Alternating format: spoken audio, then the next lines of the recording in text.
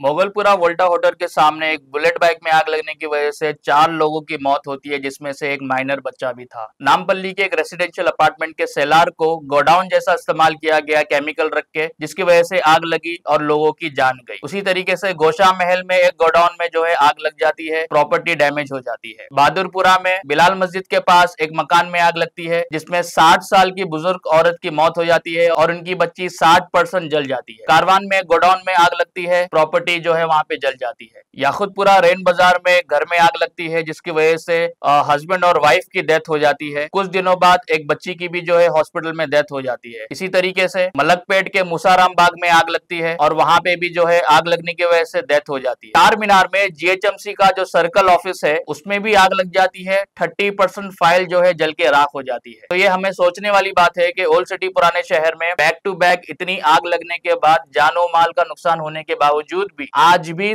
Fire safety को लेकर, fire prevention को लेकर कोई भी इकदाम उठाए नहीं गए। मैं सैयद सफदर अली मूसवी, आप देख रहे हैं न्यूज़ वन टीवी। हालांकि मैं व्यूअर्स को यहाँ पे बताता चलूं कि तेलंगाना फायर सर्विस एक्ट 1999 मौजूद है, उसमें काफी सारी चीजें डिटेलिंग में जो है बताई गई है कि किस तरीके से फायर प्रिवेंशन किया जाए, कि किस तरीके से आग पर काबू किया जाए, किस तरीके से जो है फायर सेफ्टी का ध्यान रखा जाए। तो क्या ओल्ड सिटी पुराने शहर में तेलंगाना सर्विस एक्ट का वायलेशन हो रहा है? ये सोचने वाली बात है। जैसे कि आपको मैं कुछ एग्जाम्पल बता दूं कि अगर कोई अपार्टमेंट्स या बिल्डिंग बन रहे हैं तो उसको भी फायर सेफ्टी को लेके कुछ कोड होते हैं। जिस तरीके से आपको मैं बता दूं कि नेशनल बिल्डिंग कोड भी होता है फायर सेफ्टी और प्रिवेंशन के अंडर, जिसमें कुछ चीजों का ध्यान रखना जो है बहुत जरूरी होता है कि वो बिल्डिंग, वो अपार्टमेंट में अगर आग लगती है तो उसको सेफ्टी को लेकर फायर एक्सटिंग्विशर है या नहीं, अगर आग लगती है तो वही बिल्डिंग या कोई अपार्टमेंट में कोई एस्केप रूट बना है या नहीं। तो इस किस्म की चीजें है, फायर अलार्म वो बिल्डिंग में, वो अपार्टमेंट में है या नहीं, ये देखने वाली बात होती है। और अगर ओल्ड सिटी पुराने शहर की अगर हम बात करें तो यहाँ का जो टाउन प्लानिंग है वो इतना तंग है, वो इतना कंजेस्टेड है कि वहां पर अगर आग लगती है कोई एरिया में, कोई कॉन्स्टिट्यूंसी में, कोई बस्ती में, ओल्ड सिटी पुराने शहर में फायर ब्रिगेड और एम्बुलेंस का जाना बहुत ही मुश्किल होता है, खास करके तंग गलियों में। तो ये भी एक सोचने वाली बात है। और साथ ही साथ दूसरी इश्यू ये भी है कि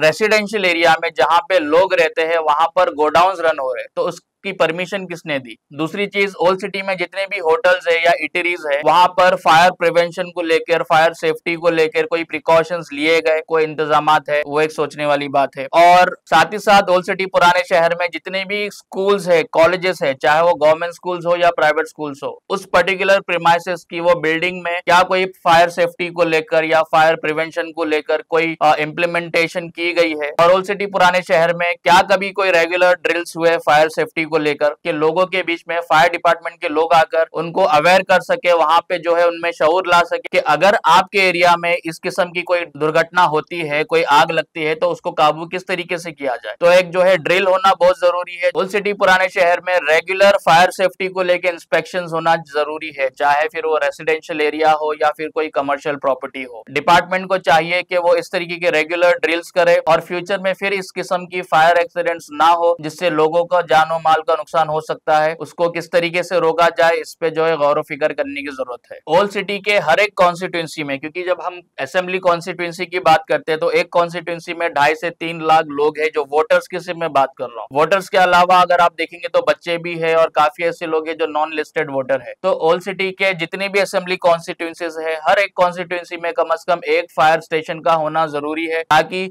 इस किस्म की अगर कोई इमरजेंसी होती है तो वहां जल्द से जल्द पहुंचकर उस पर काबू किया जा सके। क्योंकि अगर हम जिम्मेदारियों की बात करें कि ये किसकी जिम्मेदारी है, अगर उस पर अगर हम बात करना चाहे तो मैं अपने व्यूअर्स को सबसे पहले बता दूं कि ये जितने भी फायर सर्विसेज होती है ये आती है होम मिनिस्ट्री के अंदर। और आप तो जानते ही होंगे तेलंगाना हुकूमत में होम मिनिस्टर तो अभी तक कोई बना नहीं है, हमारे सीएम रेवंत रेड्डी साहब के पास होम मिनिस्ट्री है। तो अगर होम मिनिस्टर अगर होगा तो जाहिर सी बात है वो जिम्मेदार होगा इस चीज की सेफ्टी को लेकर। और दूसरी बात मैं ये बता दूं कि होम मिनिस्ट्री के बाद अगर हम बात करें ओल्ड सिटी पुराने शहर में जितने भी असेंबली कॉन्स्टिट्यूंसीज है, तो हर असेंबली कॉन्स्टिट्यूंसीज का जो एमएलए है उसकी जिम्मेदारी होती है कि उसके कॉन्स्टिट्यूंसी में किसी किस्म की इस तरीके का जो है फायर एक्सीडेंट्स ना हो और उसकी सेफ्टी प्रिकॉशंस ली जाए। साथ ही साथ सिर्फ एमएलए ही नहीं, एमपी की भी जिम्मेदारियां होती है कि उसके लोकसभा क्षेत्र में जितने भी असेंबली कॉन्स्टिट्यूंसीज आते हैं वहां पे फायर सेफ्टी और फायर प्रिवेंशन को लेकर अच्छे से इंतजाम की गई हो। जो आपके एरिया का जो कॉर्पोरेटर होता है उसका जो एक एक ज्यूरिडिक्शन होता है, एक डिवीजन। तो एक कॉर्पोरेटर के डिवीजन में जितने भी होटल, स्कूल, रेस्टोरेंट्स या उसकी जो बस्तियां आते हैं, उसको ये मेक श्योर करना होता है कि उसके डिवीजन में फायर सेफ्टी का खास जो है ध्यान रखा गया है। तो उसकी भी जिम्मेदारी आती है कि वो इस किस्म की चीजों पे ध्यान दे। और इतना ही नहीं, साथ ही साथ ये भी बता कि कम्युनिटी में, मोहल्ले के जो लोग होते हैं, उनकी भी जिम्मेदारी, क्योंकि देखो आपको पता होगा जब भी इस किस्म की एक्सीडेंट्स होते हैं, फायर इंसिडेंट्स होते हैं, तो पुलिस से पहले, फायर ब्रिगेड से पहले, सबसे पहले वहां के मुकामी लोग आगे बढ़कर, तो वहां के मुकामी लोग सबसे पहले आगे आते हैं और इस चीजों को रोकने की कोशिश करते हैं। लेकिन अफसोस काफी बार ऐसा हो जाता है कि वो रोकने जाते हैं और वही आग के लपेट में आ जाते हैं। तो इस किस्म की चीज ना हो, तो फायर डिपार्टमेंट की भी जिम्मेदारी है कि वो रेगुलर मॉक ड्रिल्स कराए हर एक एरिया में जाकर, और वहां के जो मुकामी लोग हैं, ऐसे कुछ वॉलंटियर्स को आप लीजिए जो उनको आप ट्रेन कर सके कि अगर कहीं पे आग लगती है, चाहे वो इलेक्ट्रिकल रीजन हो, चाहे वो किसी केमिकल के तरफ से हो, या फिर जो गैस सिलेंडर अगर कोई ब्लास्ट होता है या फिर उसमें आग लगती है, तो इस किस्म की सिचुएशन को कैसा डील किया जाए, मुकामी लोगों को भी ट्रेन करने की जरूरत है। अगर कुछ वॉलंटियर्स को भी लेकर अगर फायर डिपार्टमेंट वाले इनको ट्रेन करेंगे, तो आगे अगर कुछ इस किस्म का इश्यू होता है फायर एक्सीडेंट को लेकर, तो वो बेहतर तौर से इसको डील कर सकते हैं। क्योंकि काफी बार ऐसा देखा गया है कि पुलिस ऑफिसर्स, जो पुलिस कांस्टेबल्स होते हैं, वो खुद उतने बराबर ट्रेंड नहीं होते। मोगलपुरा का यहाँ पे एक लाइव एग्जांपल है, आपने देखा होगा कि एक पुलिस कांस्टेबल भी जो है उस आग की चपेट में आ गए और वो खुद इंजर्ड हो गए। तो अगर वो ये बताते हैं वहां के मुकामी लोगों को कि साहब इस तरीके से मत करिए, आप पीछे हट जाइए, तो मैं समझता हूँ जितना नुकसान हुआ वो उतना नहीं होता, जो लोगों की जाने गई वो नहीं जाती। तो ये भी एक बहुत ही सीरियस जो है सोचने की बात है कि जो डिपार्टमेंट में जो लोग है, क्या वो ट्रेन है, या उनको भी रेगुलर ट्रेनिंग की जरूरत है। तो फायर सेफ्टी और प्रिवेंशन को लेकर इसका सोल्यूशन क्या हो सकता है, उस पर भी हम बात करेंगे। पहले तो देखिए, ओल्ड सिटी पुराने शहर में जितने भी रेस्टोरेंट्स है, जितने भी ईटरीज है, हर जगह होना चाहिए फायर एक्सटिंग्विशर। क्योंकि ये तेलंगाना फायर सर्विस एक्ट 1999 में भी आता है कि हर जगह फायर एक्सटिंग्विशर की जरूरत है। हर अपार्टमेंट में, जो रेसिडेंशियल एरिया है, जो कमर्शियल कॉम्प्लेक्स है, वहां पर एक फायर एक्सटिंग्विशर आप जरूर रखिए। साथ ही साथ जो बिल्डिंग्स है, जो अपार्टमेंट्स है, वहां पर अगर आग लगती है तो एक एस्केप रूट होना चाहिए, वो भी जो है गौर फिक्र करने की बात है। और फुटपाथ पर हमेशा अगर आप देखेंगे, काफी जगह पे जो है चौरस्ते पे, फुटपाथों पर फायर हाइड्रांट होता है। फायर हाइड्रांट का काम ये होता है कि जब फायर ब्रिगेड आती है और उनको एक्सटर्नल पानी की जरूरत पड़ती है, तो वो उस कनेक्शन से पानी लेकर और अपना काम जो है बेहतर कर सकते हैं। तो वो भी एक सोल्यूशन है। दूसरी चीज, ओल्ड सिटी पुराने शहर के तंग गलियों में ना एम्बुलेंस जा सकती है, ना ही फायर ब्रिगेड जा सकती है। तो इसका ऑल्टरनेटिव प्लान क्या हो सकता है, उस पर भी गौर फिक्र करने की बात है। अगर इसके सोल्यूशन, इसके ऑल्टरनेटिव की अगर हम बात करें, तो जी हाँ, जिस तरीके से मोटर बाइक को एज एन एम्बुलेंस अगर हम कन्वर्ट कर सकते हैं, काफी इलाकों में हुआ है, तो उसी तरीके से फायर ब्रिगेड अगर नहीं जा सकती, तो उस तरीके का कोई एक व्हीकल, जो चाहे ऑटो हो या बाइक्स हो, जो इमरजेंसी ऐसे तंग गलियों में जा सके और जहां पे कोई ज्यादा से ज्यादा आप इक्विपमेंट्स कैरी कर सके। तो जैसे कि बाइक्स होती है, तो बाइक्स को एक बेहतरीन तौर पे मॉडिफिकेशन करके यूटिलाइज किया जा सकता है फायर सेफ्टी के लिए भी और एम्बुलेंस के लिए भी, कि उस पर्टिकुलर बाइक पर जितना हो सके आप इक्विपमेंट्स कैरी करके, चाहे वो फायर एक्सटिंग्विशर्स हो या एम्बुलेंस में जो भी मेडिकल एड्स हो, ताकि अगर एम्बुलेंस या फायर ब्रिगेड की गाड़ियां जो बड़ी होती है वो नहीं जा पाई, तो गलियों में एटलीस्ट वो बाइक्स जा सके, और जो है वहां पे फायर ब्रिगेड और एम्बुलेंस से पहले वो बाइक्स वहां पर पहुंचकर कुछ रिलीफ देने की कोशिश कर सके। एक और बहुत ही सीरियस कंसर्न यहाँ पर यह है कि ओल्ड सिटी पुराने शहर में जितने भी स्कूल्स है, जितने भी कॉलेजेस है, चाहे वो गवर्नमेंट के हो या प्राइवेट हो, क्या उस एकेडमिक इंस्टीट्यूशन में, क्या उस जगह पर फायर एक्सटिंग्विशर्स या फायर सेफ्टी, फायर प्रिवेंशन को लेकर कोई इकदाम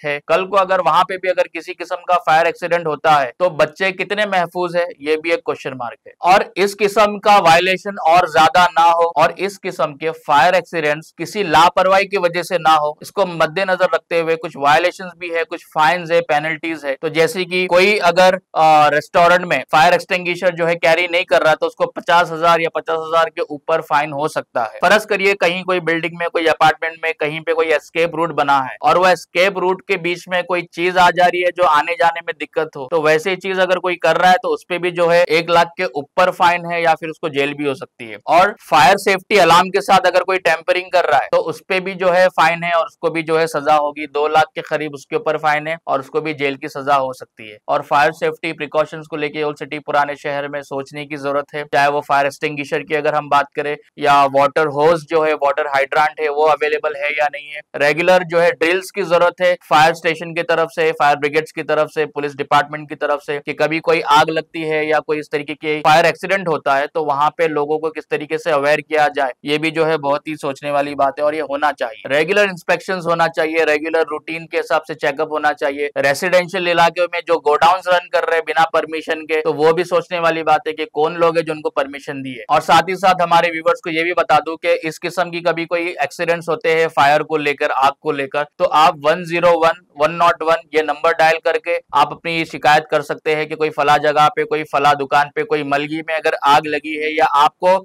एक जो है सस्पेक्ट भी कर रहे हैं, तो भी आप ये कॉल करके उनको बता सकते हैं कि ये फला जगह पे आग लगी है या धुआं निकल रहा है, आप आके चेक करिए। तो आप इसको डायल करके अगर बुलाएंगे तो आग लगने से पहले भी वो चीज को रोका जा सकता है। तो जैसे कि मैंने बताया कि फायर सेफ्टी और फायर प्रिवेंशन को लेकर यहाँ पर पॉलिटिशियंस की भी जिम्मेदारी है, साथ ही साथ जो गवर्नमेंट ऑफिशियल्स है उनकी भी जिम्मेदारी है और मोहल्ले के लोगों की भी जिम्मेदारी है कि वो अपनी जिम्मेदारियां निभाए। जितने आपकी पावर्स है, जो आपको इख्तियार है, उस हिसाब से जो है आप इस चीज को देखिए, समझिए। और गवर्नमेंट ऑफ तेलंगाना से भी हमारी रिक्वेस्ट है कि आप इस सीरियस इशू को जरूर गौर करिए, खास करके ओल्ड सिटी पुराने शहर में लोगों की जानो माल का भी सवाल है। सिर्फ कंपनसेशन दे देना या एक्स ग्रेशिया दे देना इस इशू का, इस प्रॉब्लम का सोल्यूशन नहीं है। शुक्रिया।